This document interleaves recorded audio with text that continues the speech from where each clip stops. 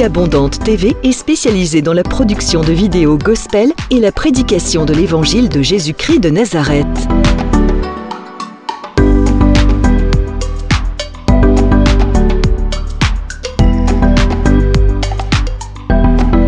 N'hésitez pas à vous abonner à notre chaîne YouTube Vie Abondante TV et sur notre page Facebook.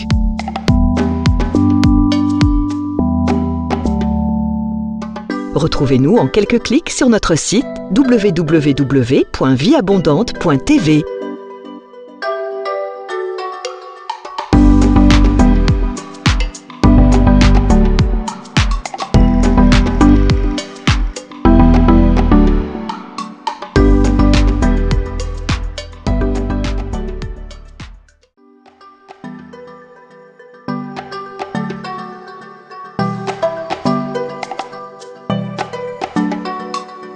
Vie Abondante TV est spécialisée dans la production de vidéos gospel et la prédication de l'évangile de Jésus-Christ de Nazareth.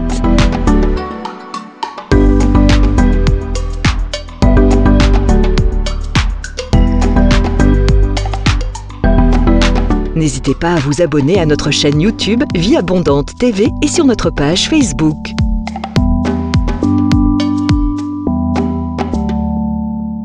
Retrouvez-nous en quelques clics sur notre site www.vieabondante.tv.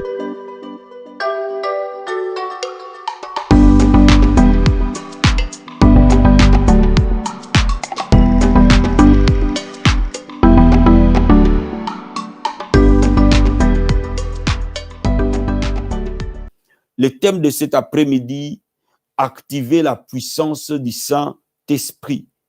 Nous allons ouvrir le livre de 2 Timothée, chapitre 1.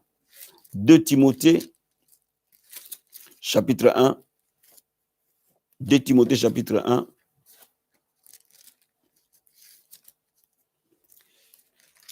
Nous allons lire le verset 6. 2 Timothée, chapitre 1. Et nous allons prendre le verset 6. La Bible dit, « C'est pourquoi je t'exhorte à ranimer les dons de Dieu que tu as reçu par l'imposition de mes mains. » Paul dit à Timothée, ranime, enflamme le don de Dieu que tu as reçu par l'imposition de mes mains. Cela veut dire quoi? Cela veut dire que ce don-là, Timothée ne l'avait pas. Si Timothée a eu, c'est parce qu'on lui a imposé les mains par Paul. Cela veut dire qu'il y a l'imposition des mains qui transfère les grâces. Il y a l'imposition des mains où la Bible dit nous imposerons les mains aux malades, ils seront guéris. Ça, c'est une imposition des mains. Mais il y a une autre imposition des mains qui transfère des grâces. Et donc, Timothée a reçu cette grâce au travers de l'imposition des mains de Paul. Mais malgré que Timothée a reçu cette grâce par l'imposition des mains de Paul, Paul lui dit la responsabilité que tu as. Maintenant, toi-même, enflamme les dons, anime les dons, donne vie à ces dons. Alléluia. Quand nous recevons l'imposition des mains, nous recevons une sémence de Dieu. Mais notre responsabilité est d'enflammer ce que nous recevons et d'enflammer les dons que nous avons reçus. Regarde 1 Timothée chapitre 4, verset 8. La Bible dit ceci. Exerce-toi à la piété, car l'exercice corporel est utile à peu de choses, tandis que la piété est utile à tout, ayant la promesse de la vie présente et de celle qui est à venir. Donc l'apôtre Paul dit à Timothée que tu fasses de l'exercice spirituel. Ce qu'on appelle exerce-toi à la piété, l'exercice spirituel, que tu fasses de l'entraînement spirituel, parce que Timothée s'entraînait physiquement pour garder sa ligne. On comprend par là qu'il était un homme qui était très sportif. Et c'est pour ça que Paul le rappelle en disant, de la même manière comme tu t'exerces corporellement ou physiquement, exerce-toi aussi spirituellement à la vie de piété. Amen. Donc cela veut dire quoi? Cela veut dire qu'il y a un exercice spirituel, une discipline spirituelle que tout chrétien doit acquérir lorsqu'il veut vivre la manifestation de la gloire de Dieu. Bien-aimé dans le Seigneur, si tu n'es pas entraîné spirituellement, si tu ne t'exerces pas spirituellement, si tu ne te disciplines pas spirituellement, tous les dons qui sont en toi, que Dieu a mis en toi, seront comme des dons morts. Et c'est pour cela qu'il est important de comprendre que lorsque on devient enfant de Dieu, on devient un athlète spirituel qui a besoin de l'entraînement pour arriver à gagner les championnats. Tu dois t'entraîner durement. Tu dois exercer les dons. Tu dois l'entraîner pour l'activer. Plus tu vas l'entraîner, plus tu vas t'entraîner spirituellement, plus la gloire de Dieu va se manifester au travers de toi. Est-ce que quelqu'un me comprend cet après-midi? Est-ce que quelqu'un me comprend cet après-midi? Donc l'apôtre Paul dit à Timothée, ranime les dons. Ne les laisse pas endormis. Bien-aimé, Dieu peut te déverser dans ta vie des qualités, des grâces. Mais si tu les laisses endormis, ces qualités-là ne seront pas une source de bénédiction pour toi. Et c'est pour ça que l'apôtre Paul revient. Il est revenu plusieurs fois sur la même chose. Toujours dans 1 Timothée chapitre 4, il dit à Timothée quelque chose d'important. Verset 14. Il dit, ne néglige pas le don qui est en toi, qui t'a été donné par prophétie avec l'imposition des mains de l'assemblée des anciens. Alléluia. L'apôtre Paul dit encore à Timothée, ne néglige pas les dons qui est en toi. Bien-aimé dans le Seigneur, je vais dire à quelqu'un cet après-midi, ne néglige pas les dons de Dieu dans ta vie.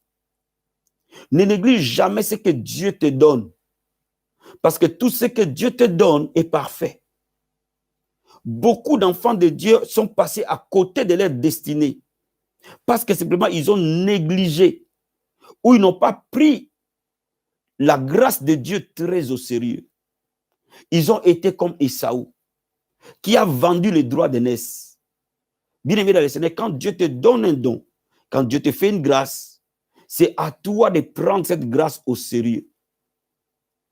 Beaucoup d'enfants de Dieu, beaucoup de serviteurs de Dieu, beaucoup d'églises, beaucoup de ministères stagnent, non pas parce qu'ils n'ont pas été appelés, non pas parce qu'ils n'ont pas la grâce, mais parce qu'ils n'ont pas été excellents dans l'exercice de ce à quoi Dieu les a appelés. Ils ont été plutôt négligents dans ce à quoi Dieu leur a donné. Beaucoup de vies échouent à cause de la négligence. Donc voilà pourquoi je suis venu te dire quelque chose. Avant même que j'aille plus loin pour te montrer comment tu peux activer les dons, tu dois comprendre une chose, que si Dieu te donne quelque chose, cette chose-là est une bénédiction pour toi et pour ta génération. Il n'y a pas de petites choses que Dieu peut donner à quelqu'un. Si Dieu te donne le don de faire des songes, si tu sais l'utiliser, ça deviendra une grande bénédiction. Si Dieu te donne le don de prophétiser, si Dieu te donne le don de prier pour les malades, si Dieu te donne le don de prêcher, si Dieu te donne le don de chanter, si Dieu te donne le don de prier, bien aimé, ce don est une source de grande bénédiction. Ne l'oublie jamais, ne le néglige jamais. Est-ce que je me fais comprendre? Regarde ce qui est arrivé à Ésaü dans Genèse chapitre 25. Genèse chapitre 25. Nous allons lire le verset 30 à 34. La Bible dit ceci. Ésaü dit à Jacob, laisse-moi, je t'ai pris manger de ces roues et de ces roues-là, car je suis fatigué. Et c'est pour cela qu'on a donné à Ésaü le nom d'Édom. Jacob dit, vends-moi aujourd'hui ton droit d'aînesse. Ésaü répondit, voici, je m'en vais mourir. À quoi me sert ce droit d'aînesse? Et Jacob dit, jure-le-moi d'abord. Il le lui jura et il vendit son droit d'aînesse à Jacob. Alors Jacob donna à Ésaü du pain et des potages de lentilles. Il mangea et but, puis il s'éleva et s'en alla. C'est ainsi qu'Ésaü méprisa les droits d'aînesse. Bien aimé dans le Seigneur, ne méprise pas le don de Dieu. Ésaü a méprisé les droits d'aînesse. Mais le jour où Ésaü a eu besoin de ces droits d'aînesse, il n'avait plus. Parce que Jacob avait reçu la bénédiction à sa place. Bien aimé dans le Seigneur, laisse-moi te dire quelque chose. Ce que Dieu te donne, ne le néglige pas. Parce que si tu les négliges, Dieu va te remplacer. Et quand Dieu va te remplacer, un jour ou un autre, tu vas te rendre compte de l'importance de ce que Dieu t'avait donné. Voilà pourquoi je suis en train de te dire quelque chose. Que si tu vois un don se manifester dans ta vie, ne le sous-estime pas. Ce don-là va te faire asseoir avec les grands. Donne-moi amen. Donne-moi un bon amen. Maintenant, laisse-moi te dire, parce qu'il est important de savoir que quand nous négligeons les dons, nous négligeons notre destinée. Parce que c'est les dons qui nous amènent dans notre destinée. C'est la grâce de Dieu qui opère en nous, qui nous amène à arriver dans notre destinée prophétique. Donc, quand nous négligeons notre don, nous négligeons automatiquement notre destinée. Maintenant, laisse-moi te dire quelque chose. Il y a tellement de dons dans la vie que la Bible en cite quelques-uns. Mais je peux te dire qu'il y a beaucoup de dons que Dieu a donnés aux gens, que même dans la Bible, il n'y en a pas tout. Il y a des gens qui ont le don de gouverner. Il y a des gens qui sont nés des leaders. Il ne force pas pour que les gens le suivent. Il est né leader. Il a ces dons-là dans son âme. Quand il dit quelque chose, les gens suivent. Il y a des gens qui ont le don d'intelligence. Il y a des gens qui ont le don de sagesse. Il y a des gens qui ont le don de réconcilier les gens. Il y a des gens qui ont le don de libéralité. Il y a des gens qui ont le don d'attirer l'argent. Il y a des gens qui ont le don de guérir. Amen. Il y a tellement de dons. Maintenant, la première des choses, pour que les dons de Dieu puissent opérer en toi, il faut les reconnaître. Il faut les reconnaître. La gloire de Dieu, c'est de cacher les choses. La gloire des rois, c'est de sonder les choses. Il faut que tu apprennes conscience et que tu t'analyses attentivement pour identifier les dons que Dieu a mis en toi. Et généralement, les dons que Dieu a mis en nous, on les fait avec passion et avec facilité. Généralement, tout ce que tu fais avec passion et avec facilité a plus de chances d'être le don de Dieu pour toi. Tout ce que, quand tu le fais, tu te sens bien. Quand tu fais cela, tu te sens mieux. Même quand tu étais mal, mais quand tu exerces ce don-là, tu te sens bien. Sache-le généralement, c'est un don de Dieu. Maintenant, la deuxième des choses, pour que le don de Dieu puisse être enflammé, il faut que toi-même, tu sois rempli du Saint-Esprit. Il faut que toi-même, tu sois rempli du Saint-Esprit. Seule la plénitude du Saint-Esprit garantit l'explosion des dons. Sans la plénitude du Saint-Esprit, le don de Dieu ne peut pas être puissant en toi.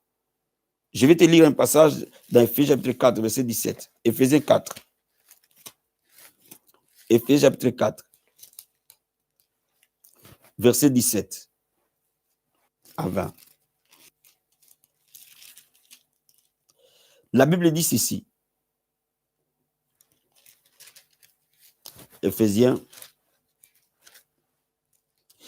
C'est pourquoi, ne soyez pas inconsidérés, mais comprenez quelle est la volonté de Dieu. Ne vous enivrez pas du vin, c'est la débauche. Soyez au contraire remplis du Saint-Esprit. Alléluia.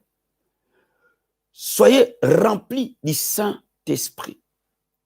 Parce que le don de Dieu vient du Saint-Esprit. Seule la plénitude du Saint-Esprit garantit la manifestation des dons. Quand vous êtes rempli du Saint-Esprit, le don va être, oh my God, j'ai ça l'onction, le don va être puissant en vous. Plus vous êtes de plus en plus rempli du Saint-Esprit, plus le don de Dieu devient puissant, devient actif. C'est totalement lié. Quand vous êtes rempli du Saint-Esprit, le don de Dieu devient de plus en plus actif. Moins vous êtes rempli du Saint-Esprit, moins le don devient actif. Alléluia. Maintenant, la Bible nous donne comment être rempli du Saint-Esprit. Verset 19.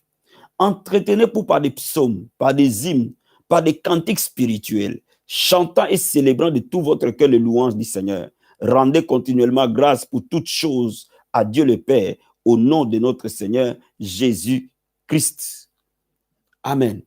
La Bible nous dit de nous entretenir, de nous alimenter par des psaumes. Frères, les psaumes ont un pouvoir, une puissance inimaginable. Je vais vous enseigner bientôt la puissance des psaumes et des proverbes. Les livres de psaumes, les livres de proverbes, même aussi les livres de cantiques et d'Ecclésiaste sont porteurs d'une onction spéciale, d'une onction spécifique pour nous restaurer. Pourquoi? Parce que les psaumes étaient des hymnes chantés, des prières, des adorations. Tous ces livres-là sont très importants lorsqu'on veut activer les dons. Lis les psaumes, médite les psaumes, confesse les psaumes. C'est très important. et dans les Nouveaux Testaments, les livres des Actes des Apôtres. Quand on veut activer les dons, n'oublie jamais de lire les livres des Actes des Apôtres. Relis ces livres-là. Lis-le, relis-le, lis-le, relis-le, lis-le, relis-le. Lis les psaumes, confesse les psaumes. Mon ami, le don qui est en toi va commencer à être très actif. Est-ce que quelqu'un comprend ce que je lui explique cet après-midi? Tu vas constater une énergie forte, une puissance forte, émanée des dons que Dieu t'a donnés.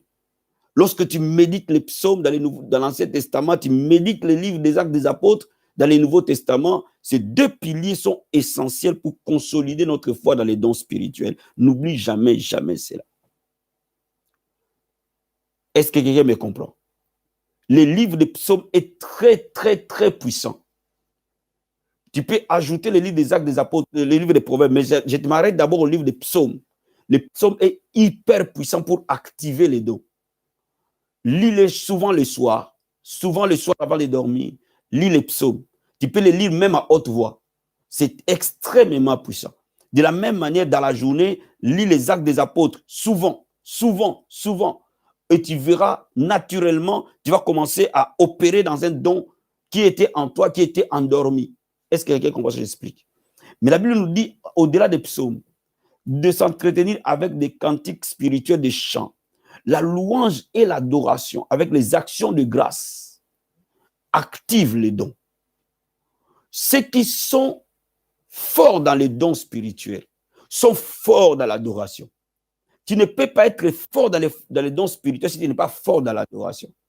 Tu regarderas tous les prophètes des temps anciens avaient besoin de la musique, de l'adoration pour se mouvoir dans les dimensions prophétiques ou dans les dimensions de puissance. Il est important de savoir, Dieu cherche un adorateur. Si tu deviens adorateur, les dons vont s'activer. Ils vont s'activer tout seuls. Est-ce que vous comprenez ce que j'explique? Refuse de se plaindre. Sois une personne qui sait dire merci à Dieu. Sois une personne qui sait apprécier chaque détail de la vie. Sois une personne qui sait apprécier même l'air que tu respires. Sois une personne qui peut même apprécier la neige. Bien-aimé dans le Seigneur, tout ce que Dieu donne a un but. Apprécie la chaleur que Dieu te donne. Apprécie l'air que Dieu te donne. Apprécie la vie qu'il te donne. Vis ta vie chaque jour de manière passionnée, de manière reconnaissante. Bien-aimé, tu vas te mouvoir puissamment dans les dons spirituels. C'est très, très important. Donc, je te dis, édifie-toi par des psaumes, édifie-toi par les Actes des Apôtres, édifie-toi par les louanges et des adorations. Mais il y a aussi un autre secret. Dans 1 Corinthiens chapitre 4, chapitre 14 plutôt, 1 Corinthiens chapitre 14, verset 17. Verset 18 plutôt. 1 Corinthiens chapitre 14, verset 18. Ce secret, je l'aime. Amen. La Bible dit ceci. Je rends grâce à Dieu de ce que je parle en langue plus que vous tous. Je rends grâce à Dieu parce que je parle en langue plus que vous tous. Ici, Paul parle à Timothée et lui dit, parle plutôt à l'église de Corinthe et dit à l'église de Corinthe que je parle en langue plus que vous tous, toute l'église mise ensemble. Moi, je parle en langue plus que vous. Bien-aimé dans le Seigneur, ici, Paul est en train de nous livrer au fait le secret de son succès. Laisse-moi te rappeler une chose. Plus de 70% des livres du Nouveau Testament a été écrit par Paul. À lui seul, il a écrit plus de 70% du Nouveau Testament. À lui seul. Bien-aimé, à lui seul, il a bâti le plus d'églises possibles que tous les apôtres que Jésus a laissés mis ensemble. À lui seul. Il était un succès incontesté dans les ministères. Il est, après Pierre, une référence absolue de l'évangile. Donc, laisse-moi te dire, comment Paul a pu atteindre ce succès? Il nous le livre là. Il dit, je rends grâce à Dieu que j'ai pris en langue plus que vous tous, église de Corinthe. Cela veut dire que la prière en langue a mené Paul à manifester des grâces surnaturelles. Donc, bien aimé dans le Seigneur, quand vous commencez à prier vraiment en langue, et que vous allez dans les profondeurs de la prière en langue, le Saint-Esprit lui-même va vous donner au-delà de ce que vous demandez ou pensez. Le Saint-Esprit lui-même va commencer à opérer au travers de vous. Et le don qui est en vous va s'activer totalement et puissamment. Je considère qu'un chrétien normal, un chrétien né de nouveau qui a reçu le baptême du Saint-Esprit, doit prier minimum 15 minutes de prière en langue chaque jour. Je considère cela. Tu ne peux pas passer moins de 15 minutes à prier en langue tous les jours. Alléluia. Quand tu es pasteur, serviteur de Dieu, tu ne peux pas faire moins de 30 minutes ou 1 heure du temps à prier en langue tous les jours. Tu vas voir comment les membres de ton église seront affectés. Tu vas voir comment les membres de ton église seront affectés, frère. Généralement, quand tu veux aller dormir, prie en langue. Cette nuit-là, prie en langue, prie en langue, prie en langue. Toi, le pasteur, le responsable, tu pries en langue avant que tu te couches. Tu vas voir la même nuit, les membres de ton église seront visités. Visités par la puissance du Saint-Esprit. Visités par des visions, des songes. Pourquoi? Parce que l'Esprit de Dieu va opérer dans l'église. Va opérer dans toute personne qui se connecte à ton ministère. Il faut comprendre ça. Tu es père de famille, mère de famille, prie en langue au maximum dans ta maison. L'atmosphère de ta maison sera complètement transformée. Regarde ce que la Bible nous dit. Toujours dans 1 Corinthiens 14, versets 1 à 4. Regarde ce que la Bible dit. Recherchez la charité, aspirez au don spirituel, mais surtout à celui de la prophétie. Écoute, en effet, celui qui parle en langue ne parle pas aux hommes, mais à Dieu. Car personne ne le comprend, c'est un esprit qui dit des mystères. Alléluia. Celui qui prophétise, au contraire, parle aux hommes, les édifie, les exhorte et les console. Mais celui qui parle en langue s'édifie lui-même. Celui qui prophétise édifie l'église. Vous savez, cette affaire-là de parler en langue à l'église a toujours été vraiment objet de polémique. Je ne comprends pas pourquoi ça a été objet de polémique. Parce que le diable n'aime pas les parler en langue. L'apôtre Paul dit clairement, il dit quand tu pries, tu parles en langue, tu t'édifies toi-même. Donc, logiquement, tout chrétien doit plus parler en langue dans sa prière personnelle que dans la prière publique. Maintenant, si quelqu'un prie déjà 4 heures en langue, c'est normal qu'à la prière publique, il prie 30-40 minutes. Parce qu'il doit prier plus en langue dans sa prière personnelle que dans la prière en public. Pourquoi? Parce que quand il est en public, il exhorte, il console. Mais quand il est seul, il a besoin d'exhorter qui? Personne. De s'exhorter lui-même, de se fortifier lui-même. Alors le Saint-Esprit va opérer en lui puissamment. Bien-aimé, tu as besoin que ta foi soit édifiée. Tu as besoin que le Saint-Esprit vienne au secours de ta foi. Tu as besoin que le Saint-Esprit vienne au secours de ce que tu fais, de ce que tu es. Alors, la puissance du Saint-Esprit réside dans les parler en langue. Apprends à l'apprivoiser. Si tu ne parles pas encore en langue, relax. L'adoration est là pour ça. Celui qui adore bien est aussi équivalent à celui qui parle en langue. Mais celui qui peut adorer parler en langue peut accéder à des dimensions plus élevées. C'est pour ça que dans nos églises, nous devons prier pendant ces 40 jours de jeûne et prière pour que les gens reçoivent le baptême du Saint-Esprit avec le don de parler en langue. Est-ce que quelqu'un comprend ce que j'explique? Bien-aimé dans les Seigneurs, la puissance de parler en langue est réelle. Et quand tu le comprends, ta vie et le don qui est en toi va commencer à exploser. À exploser. À exploser. Est-ce que quelqu'un comprend ce que j'explique? Alléluia. Merci Saint-Esprit de Dieu. Merci Saint-Esprit de Dieu. Merci Saint-Esprit de Dieu. Quatrième chose, pour que le don qui est en toi soit manifeste, il y a une chose que tu ne dois pas oublier, la parole de Dieu, la lecture de la parole de Dieu. La Bible dit, ces paroles sont esprit et vie. Plus tu vas méditer la parole, plus tu vas écouter la parole, plus tu vas consommer la parole, plus cette parole va donner vie en toi. Cette parole est esprit et vie. Cela veut dire que ça donne vie, ça revitalise notre corps, ça revitalise les grâces, ça revitalise les onctions, ça revitalise les faveurs, ça revitalise. C'est-à-dire que l'Esprit de Dieu réside dans la parole de Dieu. Quand tu médites la parole de Dieu, quand tu lis la parole de Dieu, tu es en train d'activer les dons. Tu es en train d'alimenter les dons. Tu es en train de fortifier les dons qui est en toi. Comment? Est-ce que vous comprenez ce que j'explique? L'apôtre Paul, qui connaissait bien les secrets, dit à l'église de Colosse quelque chose de très important. Colossiens chapitre 3. Colossiens chapitre 3. verset 16. L'apôtre Paul dit ceci. Colossiens 3, verset 16. Que la parole du Christ habite parmi vous abondamment. Que la parole du Christ habite parmi vous abondamment. Instruisez-vous et exhortez-vous les uns les autres en toute sagesse, par des psaumes, par des hymnes, par des cantiques spirituels, chantant à Dieu dans vos cœurs, sous l'inspiration de la grâce. Que la parole du Christ habite en vous abondamment. Est-ce que vous me saisissez? Vous ne pouvez pas opérer dans le don de l'esprit. Vous ne pouvez pas opérer dans la puissance et la manifestation des dons et des grâces si vous êtes moins consommateur de la parole.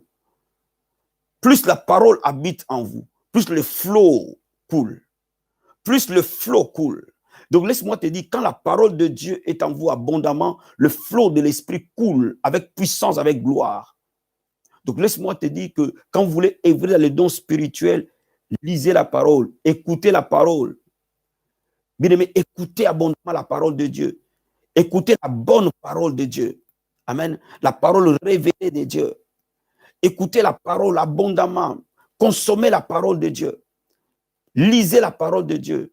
Faites un avec la parole de Dieu. Faites de la parole de Dieu votre compagnon de tous les jours. Recherchez la parole de Dieu. Lisez-la, écoutez-la. Écoutez la Bible audio. Faites tout pour être toujours dans l'atmosphère de la parole de Dieu. Parce que la parole de Dieu est la vie de Dieu. Si vous avez la parole de Dieu, vous avez la vie de Dieu en vous. Est-ce que quelqu'un comprend ce que j'explique? Parce que la parole de Dieu porte la vie de Dieu en nous. Cinquième secret, c'est exercer le don que tu as reçu. Tant que vous n'exercez pas le don que vous avez reçu, ces dons resteront latents. Bien, mais quand Dieu te donne un don, tu dois l'exercer. Si Dieu t'a donné le don de prophétie, il faut que tu prophétises. Si Dieu t'a donné le don de chanter, il faut que tu chantes. Si Dieu t'a donné le don de prêcher, il faut que tu prêches. Si Dieu t'a donné le don de prier pour les malades, il faut que tu pries pour les malades. Frère, tant que tu ne l'auras pas exercé, le flot qui est en toi sera bouché. Et plus tu vas l'exercer, plus ce don deviendra fort. Parce que tout ce que Dieu donne, c'est comme du muscle.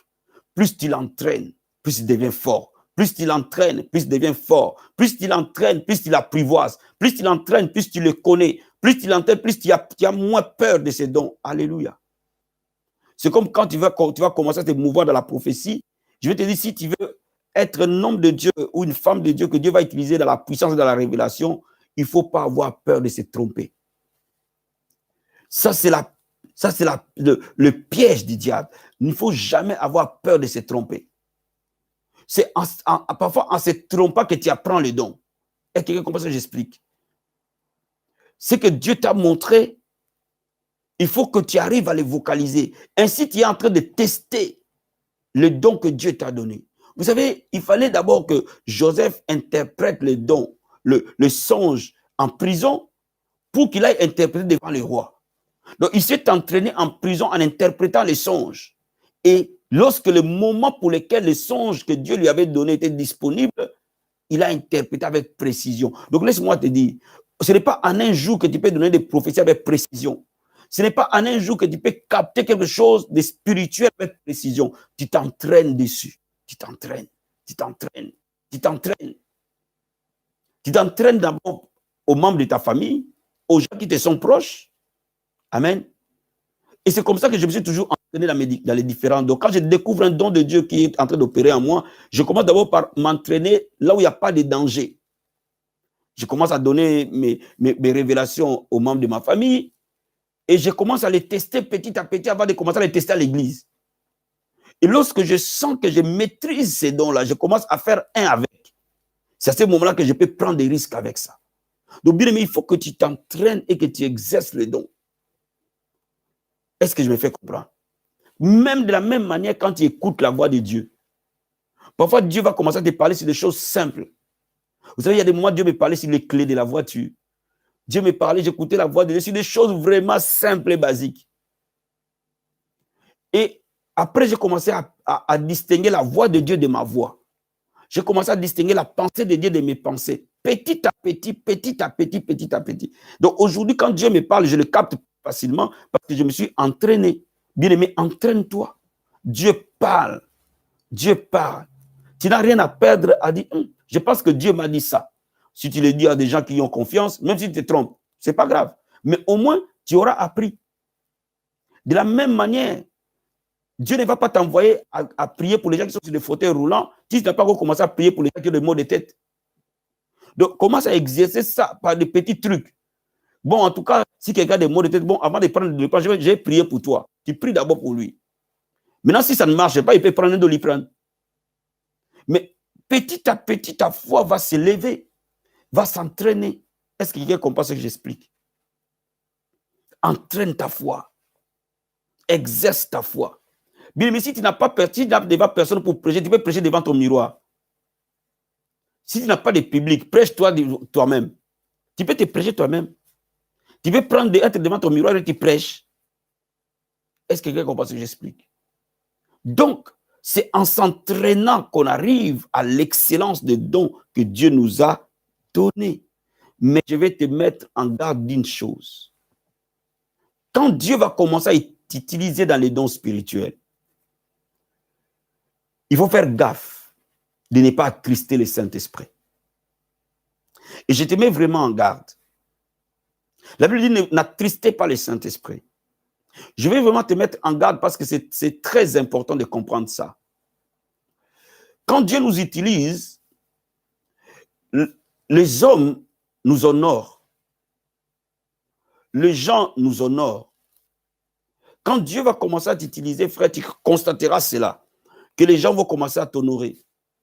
Et les paroles que tu vas commencer à dire vont commencer à avoir du poids. Et les gens vont commencer à faire confiance à ton Dieu. Donc, automatiquement, te faire confiance. Mais n'oublie pas une chose, que la gloire doit être rendue à Jésus seul. Toutes les fois que tu veux prendre la gloire que Jésus doit avoir, mon ami, tu vas attrister le Saint-Esprit. De toutes les façons, lorsque tu partages la gloire de Dieu, tu as déjà cette gloire. Mais fais attention que les gens commencent de temps en temps à oublier le Dieu que tu sers pour regarder à toi. Amène les gens vers Jésus. Amène le cœur vers Jésus. Si tu es le responsable final de l'Église, l'autorité finale, amène le cœur des gens vers Christ. Si tu es l'autorité secondaire, amène les gens que tu diriges vers la vision de l'Église, vers ton père spirituel. Amène le cœur vers ton autorité. Même quand Dieu t'utilise en secret, amène le cœur vers l'autorité que Dieu t'a donnée et lui amènera le cœur vers Jésus-Christ. Si cette erreur n'est pas évitée, bien-aimé, le don que Dieu nous donne peut être le tremplin de notre chute. Voilà pourquoi je suis venu te dire qu'une chose. Le don est pour l'édification des autres, mais le don est une source de bénédiction pour nous. Mais ne prends jamais, jamais la gloire de Dieu. Ne l'attriste jamais. Ça, c'est la première des choses que tu dois avoir dans ton esprit. La deuxième chose que tu dois avoir dans ton esprit, n'abuse pas de la confiance des autres. Ne manipule pas les autres à cause des dons que toi tu as. N'abuse pas de leur confiance. Sois digne de confiance. Sois digne d'un serviteur ou d'une servante de Dieu. Regarde toujours les autres avec amour, avec compassion et avec humilité. Traite-les avec compassion, avec amour, avec humilité. Ainsi, le don qui est en toi va les toucher puissamment. Ne te considère pas supérieur aux autres. De toutes les façons, la grâce de Dieu t'élève déjà. Donc, ne te considère pas encore au-delà de ça plus supérieur que les autres. Vois-les comme des frères. Vois-les comme des sœurs. Vois-les comme des enfants que Dieu t'a donnés si tu es pasteur. vois les bien-aimés comme ta famille à toi. Aime-le. Aime-le. Parce que tu es un canal que Dieu est en train d'utiliser. Et la compassion que Dieu a dans ton cœur. Aide-le. Ne reste pas focus sur leur faiblesse. Ne reste pas focus sur leur incapacité. Mais tends-le la main. Le fort va soutenir les faibles.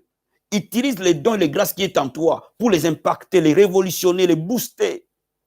Parce que l'onction qui est en toi va les revitaliser, va les réveiller, va les transformer, même briser certaines oppositions qui est dans leur esprit. C'est à les aimant, c'est à donner sa vie pour Dieu et pour eux que le don qui est en toi va devenir quelque chose de très, très puissant. Je pense que ce moment, toi béni, bien-aimé dans le Seigneur, Dieu veut t'utiliser. Regarde, mes mains sont devant toi. Je vais prier pour toi et les dons qui est en toi va prendre vie. Tu es une source de bénédiction pour l'Église. Tu es une source de bénédiction pour le corps de Christ. Tu es une source de bénédiction pour ce monde. Voilà pourquoi je crois en Dieu. Je crois à ce que Dieu a mis en toi. Lève les mains et on va prier ensemble. Père de gloire. L'apôtre Paul dit à Timothée, ranime les dons du Saint-Esprit que tu as reçus. Paul dit à Timothée, ne néglige pas le don que Dieu t'a donné par l'imposition des mains de l'Assemblée des anciens. La Bible déclare, je souhaite te voir pour te communiquer quelques dons spirituels. Cobra Yabasata. Tu dis, je prendrai l'esprit qui est sur toi, Moïse, je le répandrai sur les 70 anciens. Mobra Karabo Sataria. Au nom de Jésus, que le don qui est en toi prenne vie, soit enflammé par le nom de Jésus-Christ. Le don qui était endormi, le don qui était ignoré, au nom de Jésus, prend vie par la puissance du Saint-Esprit. Mobra Karabo Satarabaya. Sois rempli du Saint-Esprit jusqu'à déborder. Ebra Karabo Satarabaya. De bras de ton cheveu jusqu'à ton orteil. Que tu sois enflammé. Mobra Karabo Satarabaya. Ibra Karabo Sataria. Sois rempli du Saint-Esprit. J'ai prié pour ceux qui n'ont pas encore reçu le baptême du Saint-Esprit. La Bible déclare qu'ils baptisent du feu et du Saint-Esprit. La Bible dit, comme ils étaient réunis dans la chambre haute, comme un vent impétueux, le Saint-Esprit est descendu sur eux. Et ils commençaient à parler des nouvelles langues. Mobra Karabo Sataria. Au nom de Jésus, reçois le baptême du Saint-Esprit et de feu. Au nom de Jésus, reçois ce baptême maintenant là où tu es. Le Seigneur Jésus te baptise du feu et du Saint-Esprit de Dieu. Cobra Satarabaya. Prie avec moi en esprit ensemble. Mabra Korobo Shekeria. Ibra Karabo Satarabaya. Mabra Korobo Sendarabakante. Ebro Kobo Shekeria. Obra Atekere Mande Bros Katariba. Ebra Korobo Satarabaya. Eba Karabo Sataria. Ema Karabo Satabaya. Tu le reçois au nom de Jésus. Mebra Karabo Sataria. Reçois les dons de langue. Mabra Korobo Sendarabakante. Ebra Hayabo Sataria. Mebra Korobo Satarabaya. Reçois le don de parler en langue, Mabra Korobo Sataria, de diversité de langues, Mobra Karabo Sataria, d'interprétation de langues, Obra Katariva Kantarabo Sata. Merci Saint-Esprit. Merci Seigneur, au nom de Jésus-Christ. Amen. Amen. Amen. Que le Seigneur te bénisse abondamment, abondamment, abondamment. Sois béni, sois béni, sois béni. Si ce moment t'a béni, bien-aimé, n'oublie pas de liker la vidéo et de nous laisser un petit commentaire. Et si ce moment, tu t'es connecté pour la première fois à la Vie Abondante Télévision, nous t'accueillons au nom de notre Seigneur Jésus. N'oublie pas de t'abonner à la Vie Abondante Télévision et d'activer la cloche pour recevoir les différentes notifications. Si tu nous suis sur Facebook, n'oublie pas d'aimer la page. Que Dieu vous bénisse. On se dit à 21h pour la prière du soir. Ciao.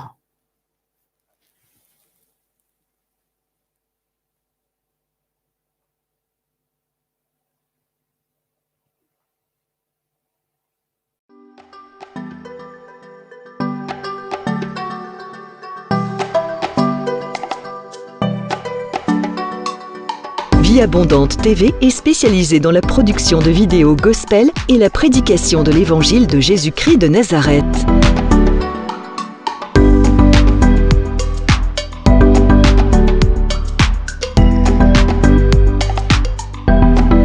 N'hésitez pas à vous abonner à notre chaîne YouTube Vie Abondante TV et sur notre page Facebook.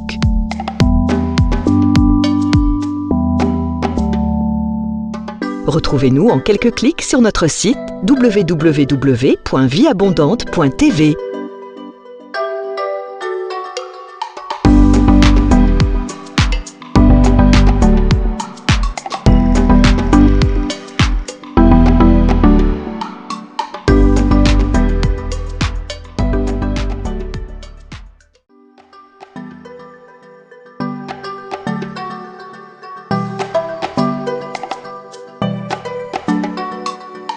Vie Abondante TV est spécialisée dans la production de vidéos gospel et la prédication de l'évangile de Jésus-Christ de Nazareth.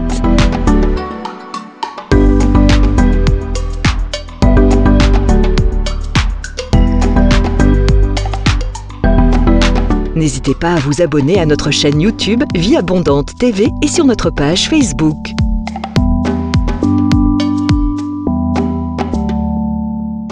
Retrouvez-nous en quelques clics sur notre site www.vieabondante.tv.